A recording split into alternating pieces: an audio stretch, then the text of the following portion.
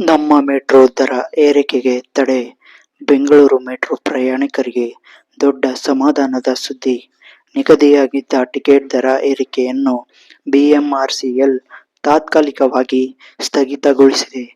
ಇನ್ನು ಸಾರ್ವಜನಿಕರ ವಿರೋಧ ಮತ್ತು ಪ್ರತಿಭಟನೆಯ ಭೀತಿಯಿಂದ ಈ ನಿರ್ಧಾರ ತೆಗೆದುಕೊಳ್ಳಲಾಗಿದೆ ಎನ್ನಲಾಗಿದೆ.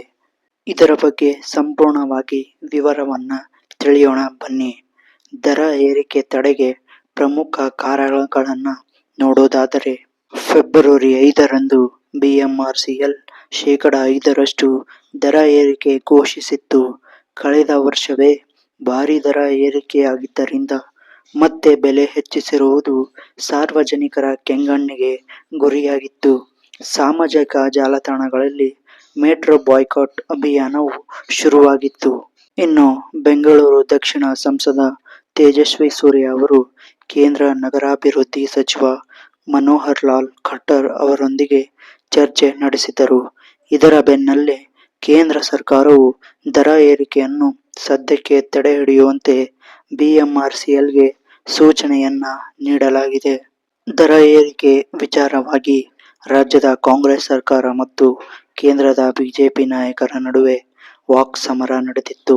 ರಾಜ್ಯ ಸರ್ಕಾರವು ದರ ನಿಗದಿ ಸಮಿತಿ ಎಫ್ಎಫ್ಸಿ ಕೇಂದ್ರದ ಅಡಿಯಲ್ಲಿದೆ ಎಂದು ಹೇಳಿದರೆ, ಬಿಜೆಪಿ ನಾಯಕರು ರಾಜ್ಯ ಸರ್ಕಾರವೇ ಇದರ ಹೊಣೆ ಎಂದು ಟೀಕಿಸಿದರು.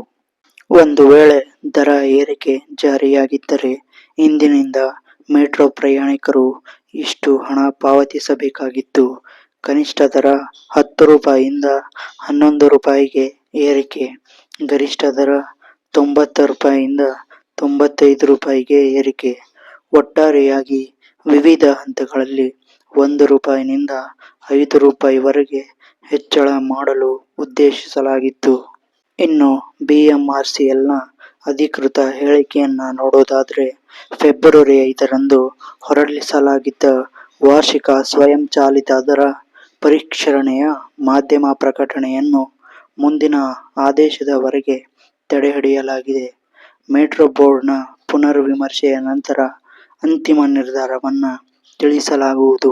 ಸದ್ಯಕ್ಕೆ ಹಳೆ ದರಗಳಲ್ಲೇ ಪ್ರಯಾಣ ಮುಂದುವರಿಯಲಿದೆ. ದರ ನಿಗದಿ ಸಮಿತಿ ಎಫ್ಎಫ್ಸಿ ಶಿಫಾರಸುಗಳ ಬಗ್ಗೆ ಮರುಪರಿಶೀಲನೆ ನಡೆಸಲು ಹೊಸ ಸಮಿತಿ ರಚನೆಯಾಗುವ ಸಾಧ್ಯತೆ ಇದೆ. ಸೊ ವೀಕ್ಷಕರೇ ಮತ್ತು ಮೆಟ್ರೋ ಪ್ರಯಾಣಿಕರೇ, ನಿಮಗೆ ಈ ದರ ಏರಿಕೆ ತಡೆ ಎಷ್ಟು ಸಂತಸದ ಸುದ್ದಿ ಮತ್ತು ನಿಮಗೆ ಎಷ್ಟು ಅನುಕೂಲವಾಗಿದೆ ಎಂದು ಕಾಮೆಂಟ್ ಮೂಲಕ ಕಾಮೆಂಟ್ ಮಾಡಿ.